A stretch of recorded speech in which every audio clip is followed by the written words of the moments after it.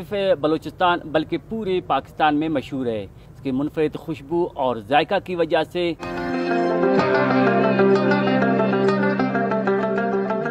बलूचिस्तान की मशहूर सौगात कड्डी कबाब। इसकी तैयारी के लिए पहले दुम्बे को साबित काट कर इसे महारत के साथ छुरी से कट लगाए जाते हैं।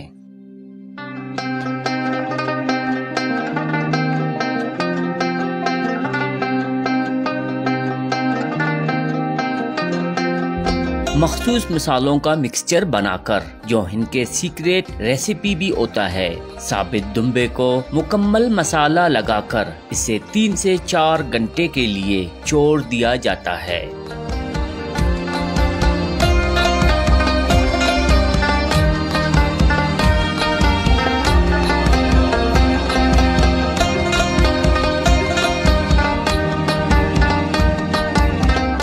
इसके बाद 3 फुट गहरा मिट्टी के गड्ढे में लकड़ियों के जरिए आग जलाकर इसे तंदूर की तरह अच्छी तरह से गर्म कर देते हैं। दुम्बे को गड्ढे में रखकर ऊपर लोहे की चादर रखकर इसे गीली मिट्टी से ढक देते हैं।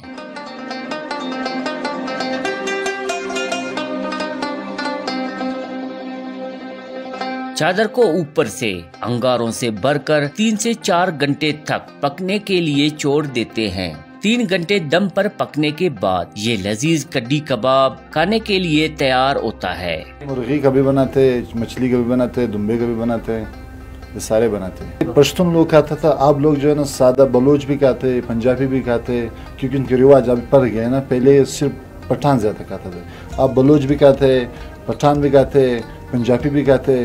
जिधर भी नाम सुन के वो नाम सुन के मतलब इधर आते ही खाते हैं। मैंने बहुत सी जगहों में कड़ी कबाब खाया है, लेकिन यहाँ का जायका जो है ना मुनफरिद है। लजीज और ग़िज़ायत से भरपूर इस पकवान की तैयारी में तकरीबन पूरा दिन लग जाता है। फिर जब मिट्टी हटाकर इसे खाने के लिए निकालते हैं तो इसकी खुशबू खाने वालों की भूख को मजीद बढ़ा देती है।